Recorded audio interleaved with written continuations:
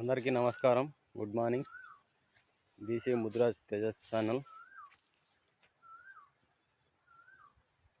చెరుకు పంటలో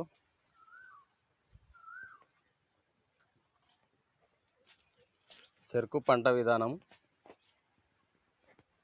నాటు విధానము, సాళ్ళ మధ్యలో జోడి సాలుగా వేశాను. ఈ రెండు సాళ్ళ మధ్యలో మన ట్రాక్టర్ కూడా పోతుంది. ట్రాక్టర్తో బ్లేడ్ వేయడానికి కూడా వస్తుంది. చెరుకు పంట ఈ దశలో ఉంది. ఇంతకు ముందుగాల కూడా వీడియో పెట్టిన, ఇప్పటికి వ్యత్యాసం ఎలా ఉందో చూడండి. చెరుకు పంట కూడా ఏ మాదిరి వచ్చింది. ఇలా వేయడం వల్ల గాలి బాగా ఆడుతుంది, వెలుతురు కూడా పడుతుంది.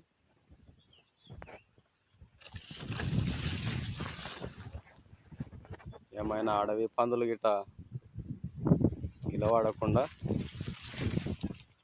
మనకు అటు ఇటు మొత్తం కనబడుతుంది చేను చూస్తే. అందుకు అడవి పందులు ఎక్కువగా ఇలా నిలబడే అవకాశం ఉండదు. అడవి పందుల బాధ తక్కువగా ఉంటుంది. చూడండి, ఒక సాలు వెడల్పుగా ఉంది, ఇంకొక సాలు దగ్గరగా ఉంది. ఈ సాట్లో మన గుంటక మాత్రం పోతుంది. 3 ఫీట్ల వెడల్పు ఉంటుంది. ఈ సాలేమో 6 ఫీట్ల వెడల్పు ఉంటుంది. 6-7 ఫీట్ల వరకు ఉంటుంది.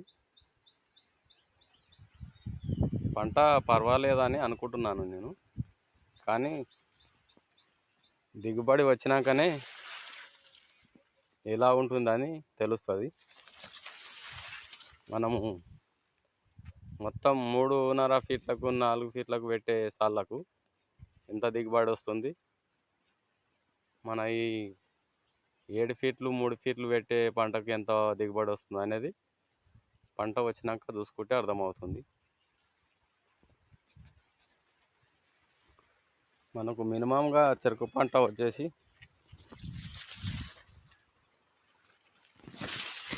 ఒక ఎకరంకు తక్కువ అన్నాను కూడా 30 టన్నుల మీదనే వస్తుంది.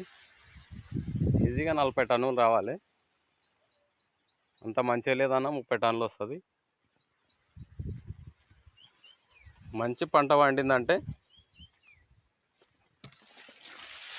60 టన్నుల వరకు వస్తుంది.